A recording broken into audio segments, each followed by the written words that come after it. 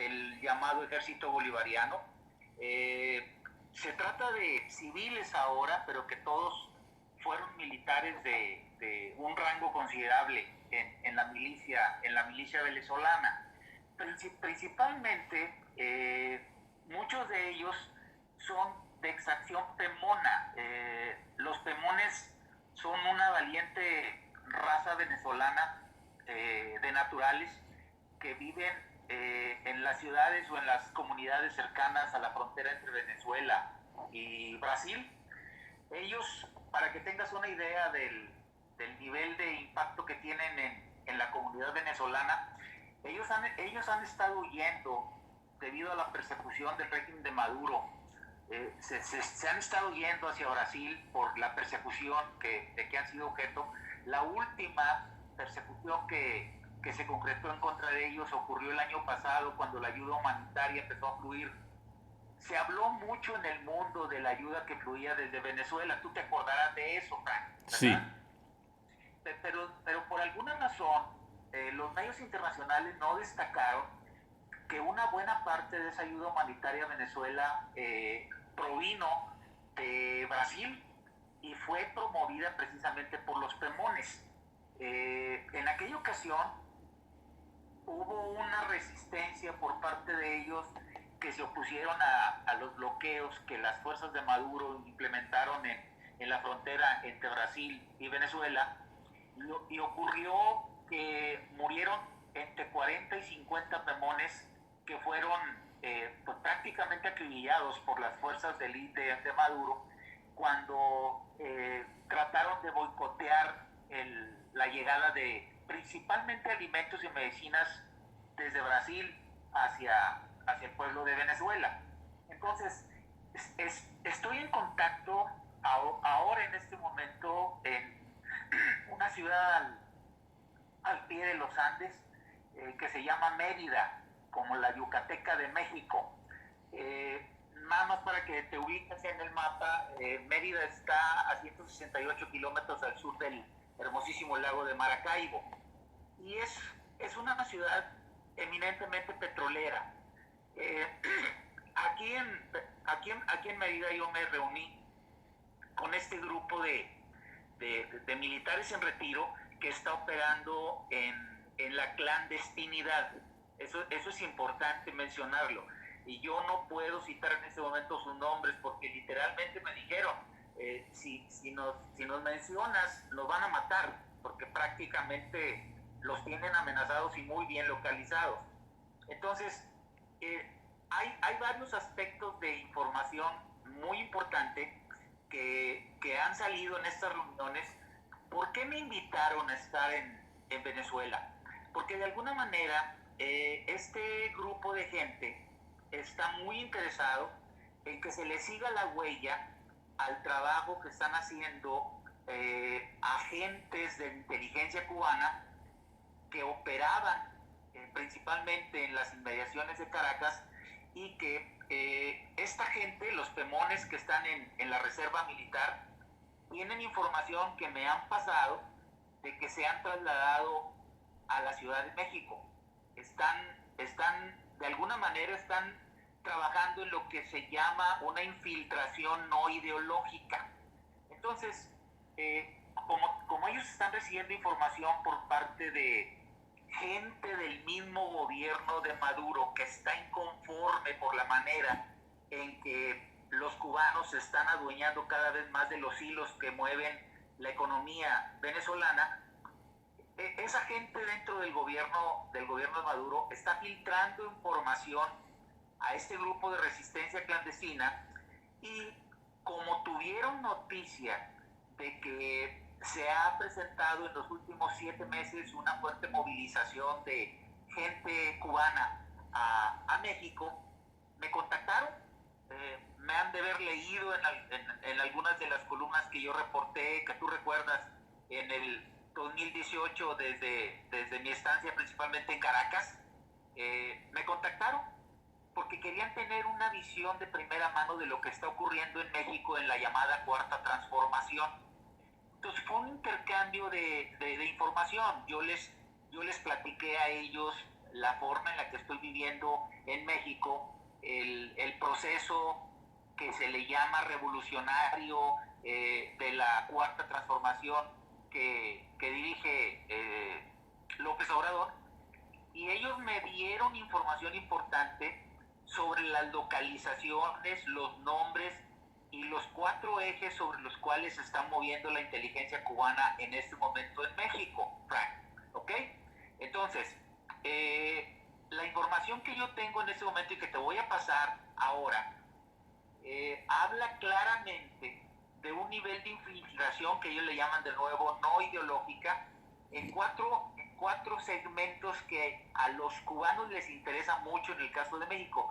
Y aquí es importante decir de antemano que en pláticas que yo he tenido con empresarios mexicanos, he notado que en la empresa privada mexicana se cree que los agentes cubanos están trabajando dentro o infiltrados en el gobierno de López Obrador.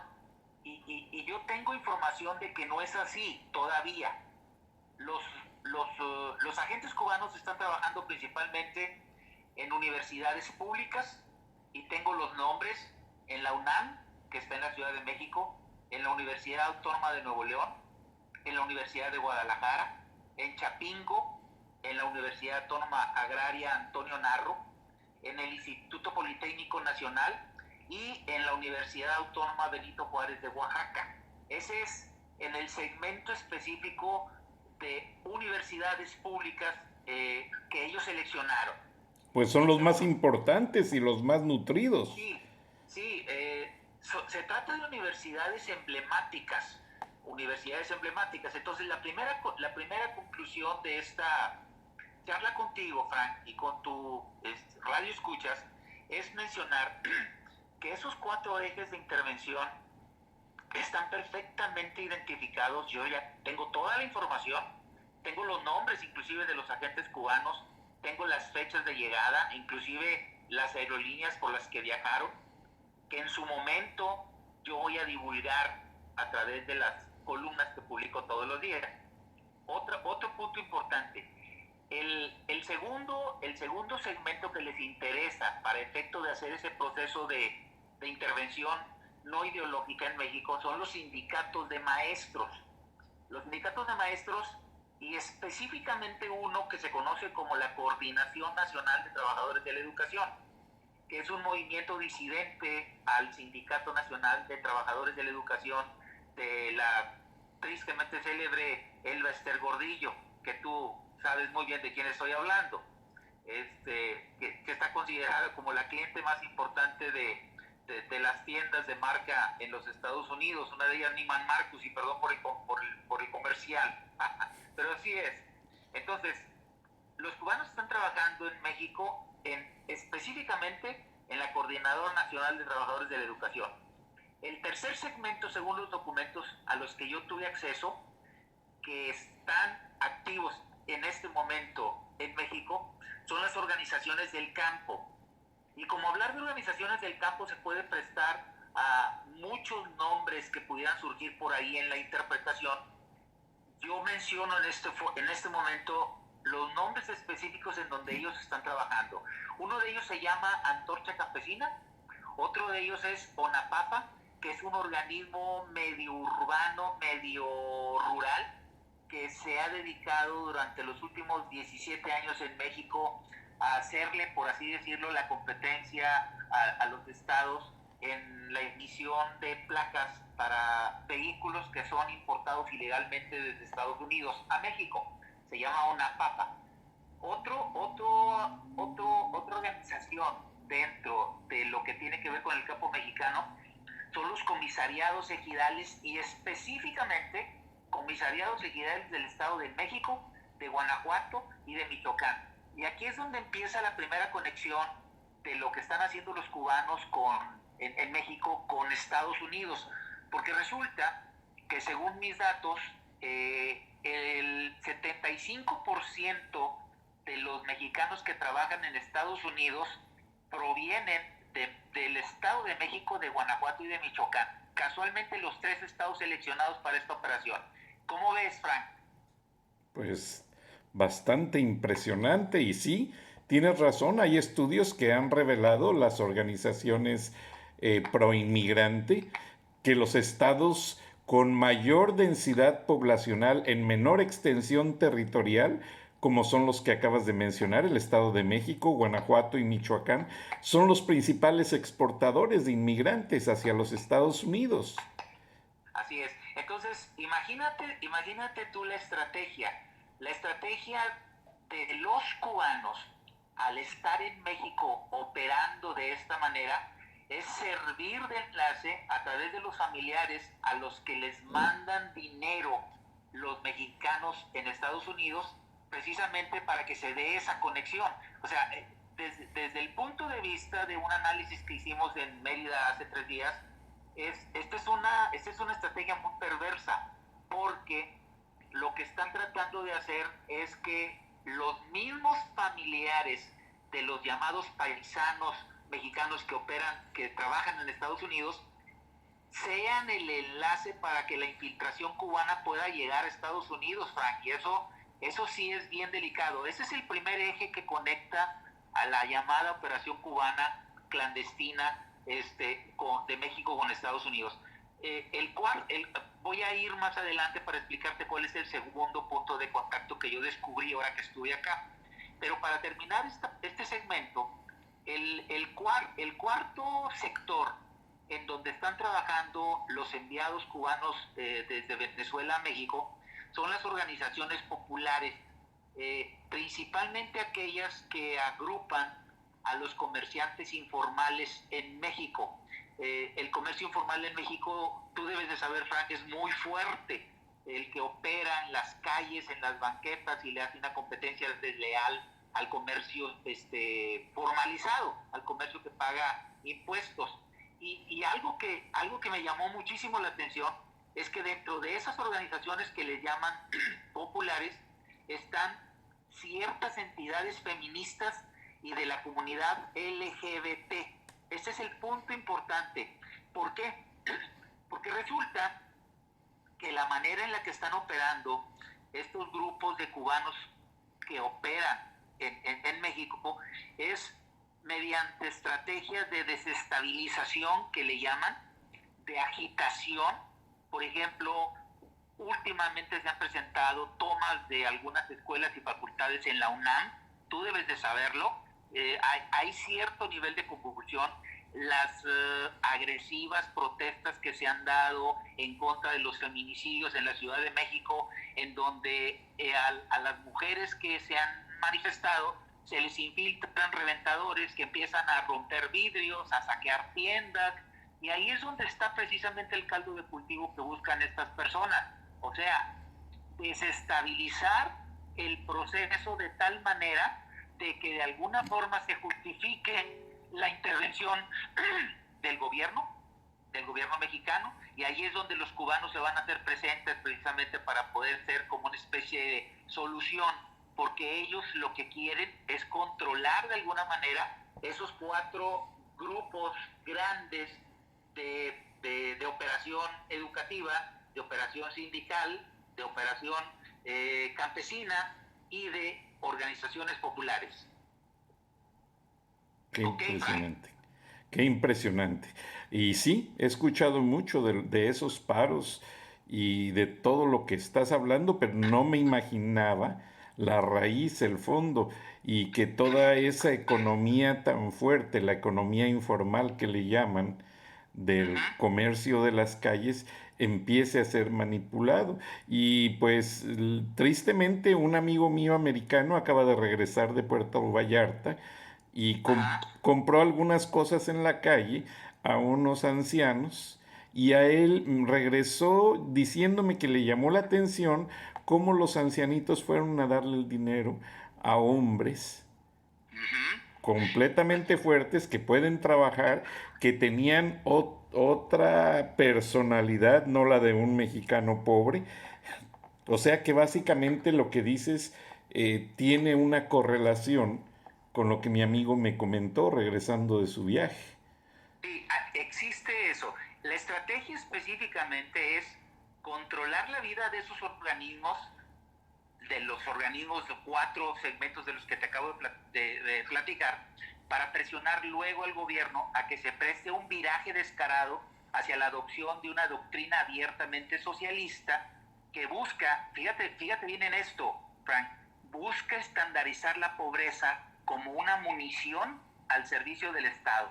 Esto es una revelación que viene de la misma gente de Maduro que está inconforme con la operación de los cubanos. Entonces, eso mismo está ocurriendo en Venezuela, Frank, lo cual acrecienta cada vez más el poder de los cubanos moviendo los hilos del gobierno de Maduro. Lo mismo quieren hacer con México. Entonces, la resistencia venezolana, que en este momento es clandestina, busca, al darme este tipo de información, desenmascarar a quienes están detrás de algunos de los más recientes movimientos huelguísticos, escándalos de manejos financieros, como el que se está viviendo actualmente en la Universidad Autónoma de Nuevo León, paros, toma de vías del ferrocarril, como los que ocurrieron hace cosa de 2 meses en Michoacán, bloqueo de carreteras, casetas de peaje, manifestaciones y marchas muy agresivas como las que ocurrieron en la Ciudad de México con el pretexto de la defensa de la integridad de las mujeres. Entonces, mi fuente de información me dijo que dentro de los cubanos, fíjate bien en esto que te voy a compartir, dentro de los cubanos que están operando en México hay una ala dura que se proponía infiltrar también a las bandas criminales mejor organizadas de México. O sea, las bandas del narco. O sea, el plan que tenía esta ala dura de cubanos era, así como están infiltrando a los 4 segmentos de organización que te acabo de comentar, hacerlo también con las organizaciones criminales para presionar aún más al gobierno. Este quinto objetivo, le llaman el quinto objetivo, este quinto objetivo, me dice la información que tengo en mis manos, fue desechado de momento, a la espera de ver el resultado que obtienen con los otros 4. Entonces, en Venezuela existe una creciente resistencia que opera en la clandestinidad. Esta es una noticia importante porque los pemones, los de la reserva de militares, no están propiamente en los equipos de Guaidó, Frank. Esto es importante decirlo porque se podría llegar a pensar que están siendo manipulados por Guaidó. Simpatizan con él, pero no están en su estructura. No aparece ninguno de sus nombres en la estructura del gobierno paralelo de Guaidó. Entonces, lo que están tratando de hacer al llamarme a mí para que sirva como una especie de portavoz de todo lo que te acabo de mencionar es evitar que gobiernos como el de México, al que le llaman ya un gobierno amigo junto con el de Nicaragua, como el de Cuba y como lo fue hasta que Evo fue corrido de Bolivia, el de ese país, en sus intenciones de perpetuarse en el poder. Esta es la primera parte de lo que te quería compartir, mi estimado Frank. Y la segunda, que voy a empezar a platicar si tú me das el cue. Adelante, tenemos aprobado por patrocinadores y por varias personas. De hecho, te voy a ser honesto, cuando nos comunicamos para preparar este programa, Adrián Bernal, un exproductor de CNN en español, tiene un programa en la estación FM 98.3 que se transmite los sábados y me pidió tus datos para entrevistarte. Ese programa va en inglés, pero no hay problema, ellos tienen un sistema de traducción simultánea muy interesante. Y bueno, pues me tomé el atrevimiento por lo interesante del caso y por saber que tú eres una persona muy seria, un gran periodista, y el viernes le entrego los datos y una copia de esta grabación, así que por ahí te va a contactar. Con mucho gusto, Frank. Viniendo de ti, un honor trabajar este tipo de tema. El segundo es muy relacionado con esto, pero tiene que ver directamente con Estados Unidos. Como tú sabes, hay un bloqueo por las sanciones económicas del gobierno norteamericano en contra de los movimientos del petróleo de Venezuela principalmente a Cuba. Tú debes de saber del bloqueo que se está realizando, ¿verdad? Sí, de hecho que hasta trataron de revivir el acuerdo de San José en el que México le regalaba petróleo a Nicaragua y a Cuba y que ahora pues ya no se puede hacer. Sí, recuerdo todos esos Bueno, antecedentes. bueno, la información que tengo yo en mis manos habla de que hay una estrategia por parte del gobierno de Maduro para burlar precisamente ese cerco impuesto por los Estados Unidos, que tratan de evitar que el petróleo venezolano llegue a Cuba. Fíjate lo que están haciendo. Los buques Ocean Elegance y S. Trouter, que son dos de los 34 que fueron sancionados por Estados Unidos en abril del año pasado, fue cuando fue cuando se agudizó este tema. Cambiaron sus nombres, Frank. Ahora se llaman Océano y Tropic Sea. Esto es una información inédita que te estoy pasando en este momento.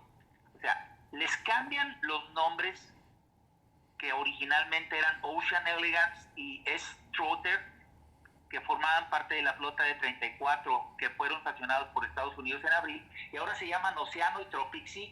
Incluso las banderas, una de ellas ahora es liberiana y la otra es panameña.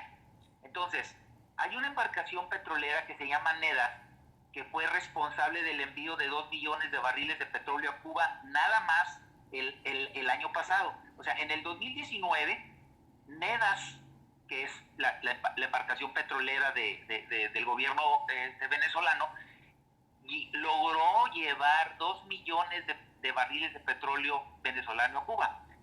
Esa entrega de crudo que se hizo en Cuba no fue detectada porque apagaron el sistema de rastreo satelital, ¿sí? Entonces, Nedas ya no se llama así, ahora se llama Esperanza. Entonces, este es un tip que les estoy pasando a las fuerzas de inteligencia de los Estados Unidos, que yo sé que a lo mejor ya lo saben, pero yo creo que no, en el fondo no lo deben de saber, porque esto acaba de revelarse, Frank. O sea, están burlando de alguna manera el cerco mediante estrategias del cambio de nombre de los barcos.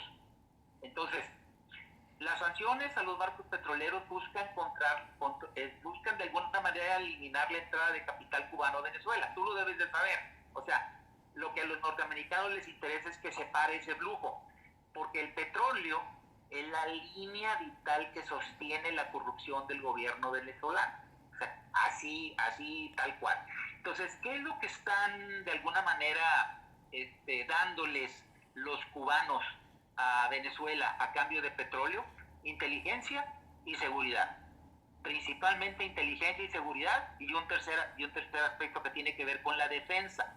Entonces, es muy difícil que una situación como esta que te estoy planteando pase desapercibida para el gobierno norteamericano, pero no está de más que diga al aire los nombres de esas embarcaciones, porque están navegando libremente en este momento por el que se le llama el corredor del tráfico petrolero entre Venezuela y Cuba. Entonces, la intención es muy clara, Frank. La intención es muy clara. Es, por un lado, infiltrar a las organizaciones mexicanas que sirvan de puente al interés socialista de los cubanos de hacer acto de presencia en Estados Unidos a través de familias vulnerables de mexicanos que están allá trabajando, tú lo sabes, 8, 12, 16, 20 horas al día, que están enviando remesas a sus familiares en México, y provocar que los mismos familiares de los mexicanos en la pobreza mexicana sean el conducto precisamente para que los cubanos tengan la acción que quieren hacer en los Estados Unidos. Eso por un lado. Ya te referí cuáles son los 4 segmentos de organizaciones que les interesan a los cubanos en México. Y por el otro, lo que están haciendo para burlar el cerco del envío de petróleo venezolano a Cuba, porque cada vez la presencia de los cubanos en Venezuela es mayor. ¿Qué está pasando ahorita? El 70% del petróleo venezolano se está yendo a China y a India. no me sorprende de China, pero sí me sorprende de la India, que se supone que es un gobierno amigo, por así decirlo, de los Estados Unidos. Lo que sucede es que Venezuela está viviendo actualmente una situación económica muy difícil. El 3% del recurso que fluye en los alrededores de Caracas es dinero extranjero, Frank, el 3%. Eso te da una idea del nivel de pauperización que se vive actualmente en las diferentes esferas venezolanas. Entonces, esta es la información de lo que yo tengo en este momento de mi estancia acá. Y yo estoy preparando maletas prácticamente ya porque nos vamos a DANX, a otro ciclo de conferencias que nos tienen organizados precisamente las equivalencias de la resistencia cubana allá en Polonia. Y obvio, dentro de todo este esquema existe una especie como de simpatía natural hacia la causa mexicana, pero no estoy hablando hacia la causa del gobierno, estoy hablando hacia la causa de los ciudadanos, que en México están viviendo pues uno de los peores gobiernos de su historia, Frank. Esa es la realidad. Wow, pues me dejas realmente impresionado con toda esta información y sí tienes mucha razón en ese nexo de los mexicanos que trabajan en Estados Unidos con sus familiares. De hecho, a veces hasta discuten por quién van a votar, discuten cómo se manda el dinero, discuten hasta qué se hizo con el dinero y una serie de cosas. O sea, sí hay una relación muy directa y muy influyente. Plácido, voy a ir a una pausa comercial, pero ¿no te molestaría si nos quedamos otra media hora para que nos hables ahora de ese viaje a Polonia? Con mucho gusto, Frank. Permíteme. Aquí estoy. Gracias amigos de Charlas de la Noche, Palabras con Imagen. Estamos prácticamente en una interesantísima conversación con el analista Plácido Garza, quien nos va a acompañar en la siguiente media hora. Por favor, manténgase en el canal, tenemos que atender a nuestros patrocinadores comerciales, pero regresamos después de unos minutos.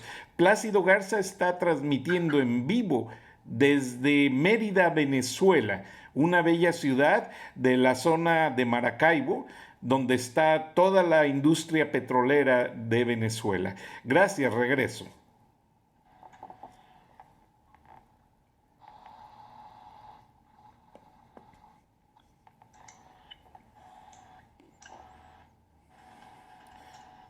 Give me calm down. Ok.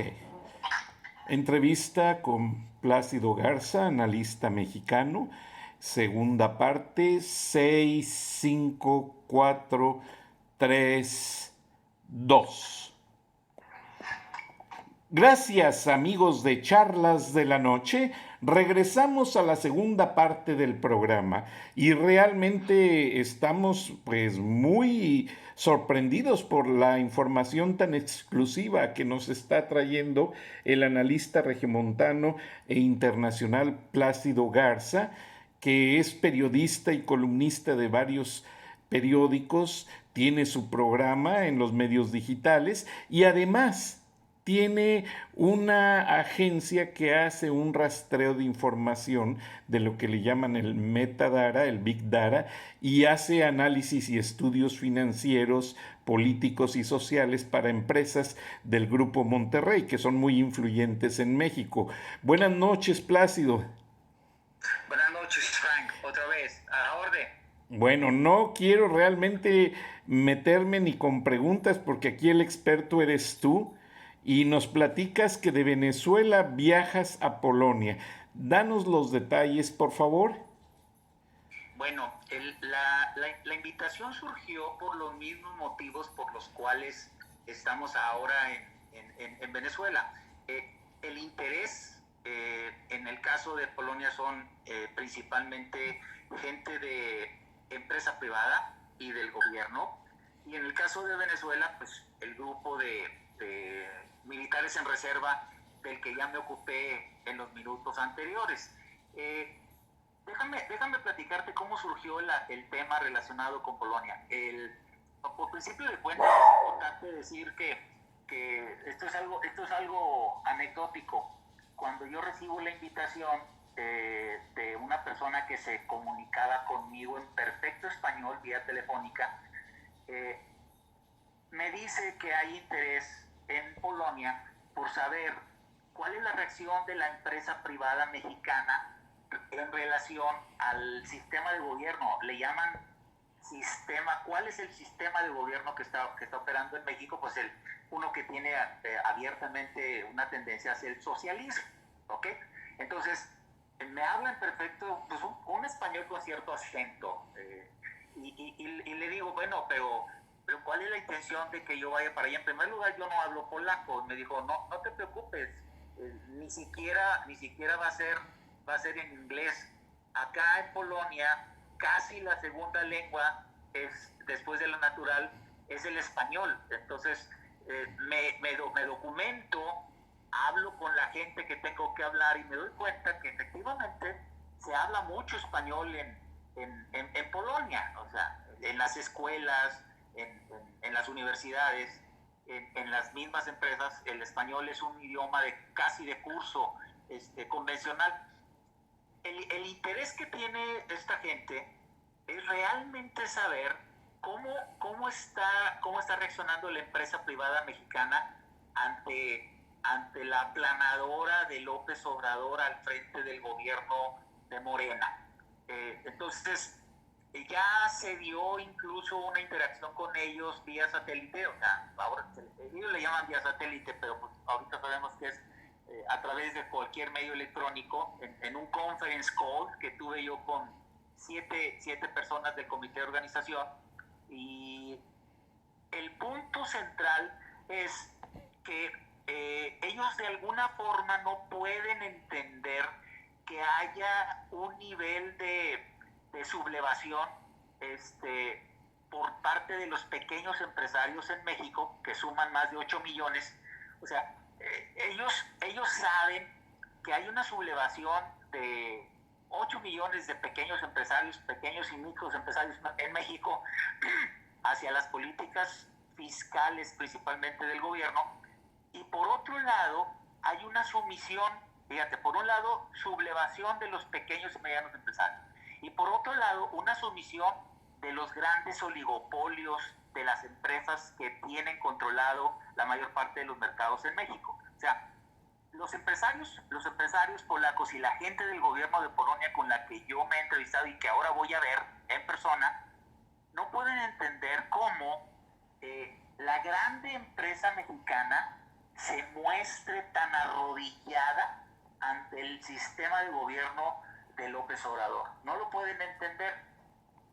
Y no lo pueden entender porque el nivel de información que reciben pues no deja de ser virtual, aunque hay muchos de ellos que han estado en México, pero pues son visitas de cuando mucho una semana, 15 días a lo más, y reportes que reciben en Varsovia de lo que está pasando en México. Entonces lo que ellos querían, y que ya lo están empezando a recibir, es que yo les planteara una visión objetiva. Yo le llamo una visión dura, en donde no haya tanto opiniones, sino información que provoca decisión. O sea, la definición que yo manejo como inteligencia. O sea, para mí, inteligencia es información que provoca decisión. Entonces, ellos querían, de alguna forma, tener acceso a esa información. Yo ya les envié kilos de información relacionada con lo que nosotros obtenemos a través del Big Data, que es el cruce de volúmenes planetarios de información para obtener rutas de acceso en la toma de decisiones, Frank, de la cual ya hemos hablado en otra ocasión. Y se interesaron más. O sea, yo llegué a pensar que cuando ya revisaran la información que les estaba enviando, ya no se iba a dar la necesidad de que se diera una visita presencial hacia ellos. Y sucedió lo contrario, se interesaron más todavía. En resumen, yo voy a plantear en Polonia una visión de lo que está ocurriendo en el segmento empresarial relacionado con el gobierno de López Obrador. O sea, yo le llamo malo porque invierto las iniciales. Él se llama AMLO. Así y sus seguidores también, pero yo le llamo malo por muchas razones.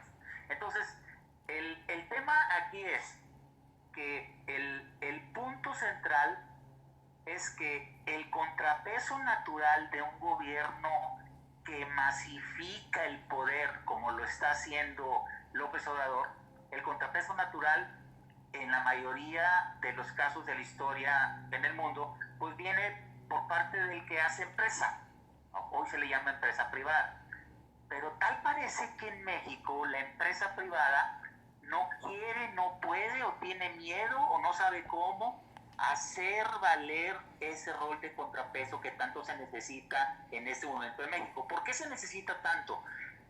Porque prácticamente cada día que pasa López Obrador agarra más poder, está controlando prácticamente los tres poderes, el ejecutivo, el legislativo y el judicial.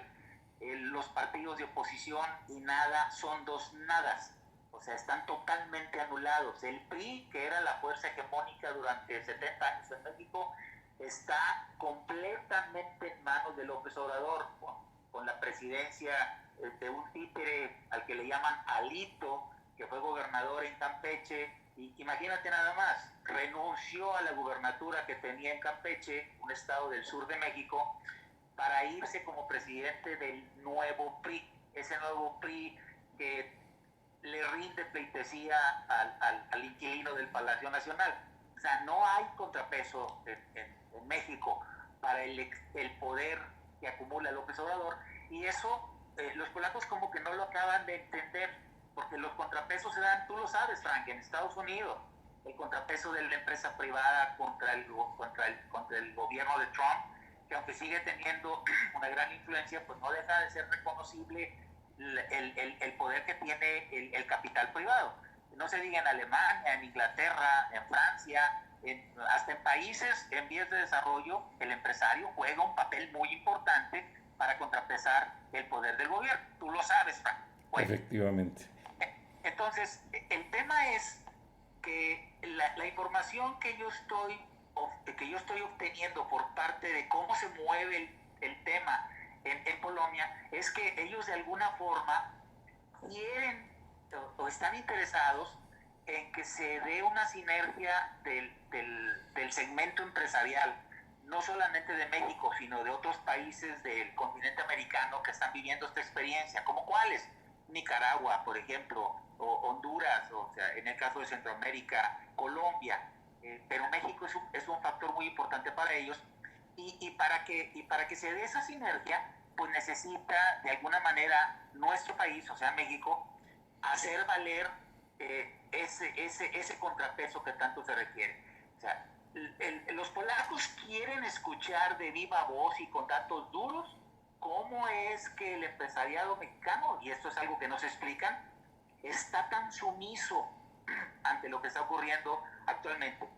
La historia, tú acabas de mencionar el Grupo Monterrey, la historia de los empresarios de hace 3 generaciones en México era de que se trataba de verdaderos capitanes de industria que se le paraban enfrente a un presidente y tenían el valor de cuestionarlo, o tenían el valor de no seguirle la corriente. Pero lo que se está viviendo actualmente en México, Frank, es algo muy preocupante, porque el Palacio Nacional se llena todos los días de gente de la empresa que va a pedir que el gobierno le siga manteniendo las canonjías de los negocios que tiene, entonces, de los negocios que operan. Entonces, esto es muy perverso, porque el gran capital, el poder económico mexicano, que está en manos de los empresarios, está totalmente arrodillado ante los designios del presidente.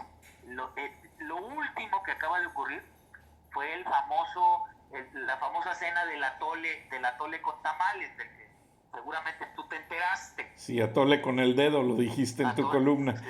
Sí, atole con el dedo, o sea, el atole y los tamales más caros de la historia, con 100 empresarios que fueron convocados a una cena en Palacio Nacional para pedirles que compren cachitos de lotería para la rifa del avión presidencial.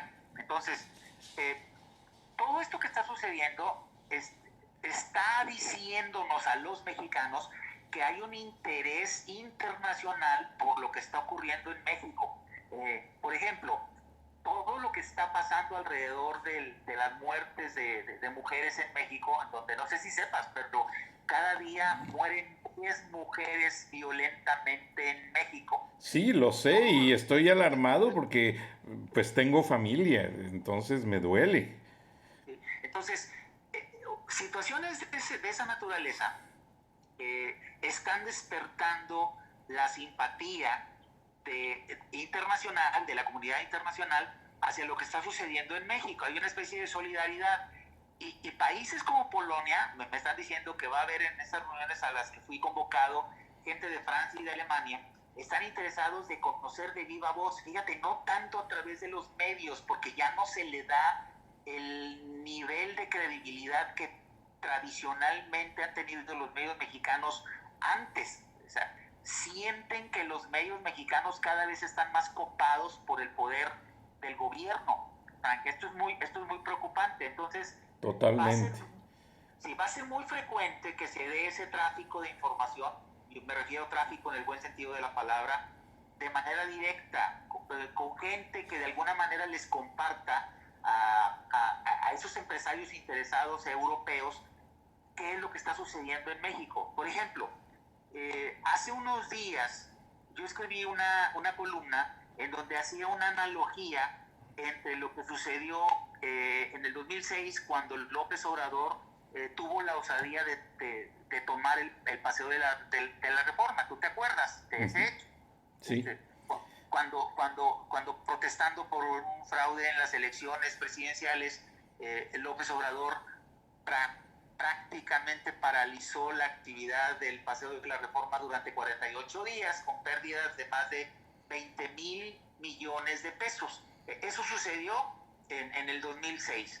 Y ahora, y esto es bien importante, Frank, porque este es el punto central de mi conferencia en estos días, es que el 9 de marzo se va a dar en México un paro nacional femenino sin precedentes, en donde las mujeres organizadas por su propia cuenta, o sea, sin que haya partidos políticos, ni organismos esquiroles, ni oportunistas que se metan a tratar de jalar agua para su molino, las mujeres, ante la ola de feminicidios, que a mí no me gusta la palabra feminicidios, son homicidios de mujeres, de acuerdo, porque son tan graves como las de los hombres o los niños, se han organizado de tal forma que están anunciando para el 9 de marzo un paro nacional de mujeres. O sea, el 9 nadie se mueve. Seguramente sabes de eso, ¿verdad, Frank? hasta están llamando en Estados Unidos entre las organizaciones Sí, mexicanas también. así es. Bueno, pues aquí la noticia es que hace unos días me entero que gente que maneja la información del gobierno mexicano está tratando de desvirtuar este movimiento al decir que George Soros está detrás de ello. George Soros fue el que promovió en Estados Unidos, ¿tú te acuerdas cuando Sí, Trump empezaba el famoso paro donde le metió 250 millones de dólares en Estados Unidos? ¿De sí, acuerdo? y es un gigante.